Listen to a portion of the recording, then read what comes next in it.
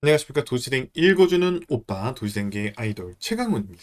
뿅! 오늘은 화요일입니다. 여러분들께 읽어드릴 소식은요, 총 3가지 소식을 가지고 왔습니다. 첫 번째 소식은요, 광명시 소식입니다. 광명시에서 2021년도 광명시 집수리 사업 성과 보고회를요, 지난주 금요일에 진행을 했었어요.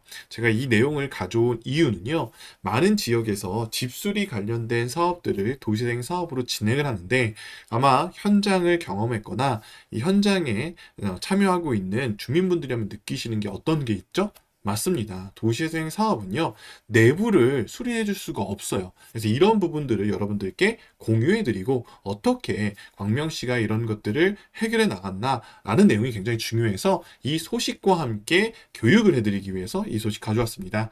광명시 같은 경우는요, 그림 집수리 사업이라는 사업과 도시재생 집수리 사업, 그러니까 이게 어떻게 보면 연계 사업이라는 거죠.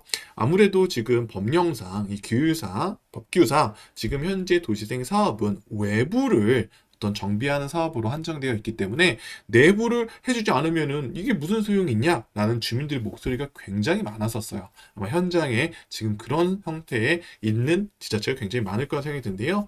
그래서 도시재생 지원센터와 광명시에는 기후에너지센터, 제가 명칭이 정확하게 하여튼 이렇게 비슷한 명칭이 있는데요. 이렇게 같이 협업을 해가지고 내부와 외부를 모두 종합적으로 해서 완성된 형태, 그러니까 어떻게 보면 우리가 주민으로서 원하는 집수리의 사업들의 모델들을 만들어 나가는 경기도에서도 굉장히 선도적이고 전국적으로 봐도 굉장히 선도적인 모델을 만들어가는 지역이라고 보시면 될 것 같습니다.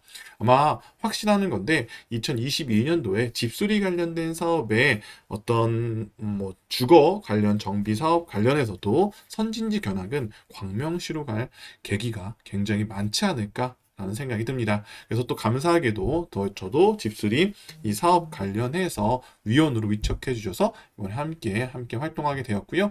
여러분들도 한번 집수리 아니면은 주택관리 아니면 주택 정비 사업 관련돼서 궁금증이 있다면 광명시 도시재생 지원센터로 문의해 보시면 좋을 것 같습니다.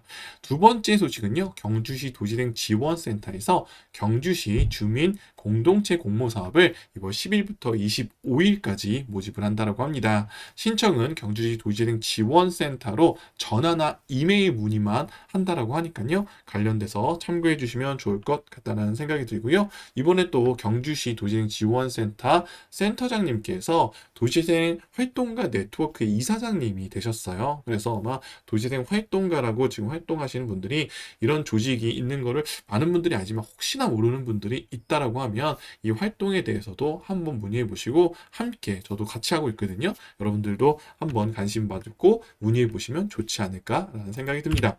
마지막 소식은요, 광주광역시 소식입니다. 광주광역시 도시재생 지원센터에서 제4회 도시재생 시민기자단을 모집한다고 합니다. 2월 7일부터 2월 21일까지 모집을 한다라고 하고요. 문의 내용은 전화 문의로 이렇게 할 수 있다라고 합니다.